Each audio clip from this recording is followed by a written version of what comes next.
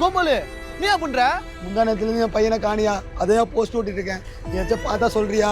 பாவி பாத்தியா, நான் ஏதாவது பார்த்தா சொல்றேன்.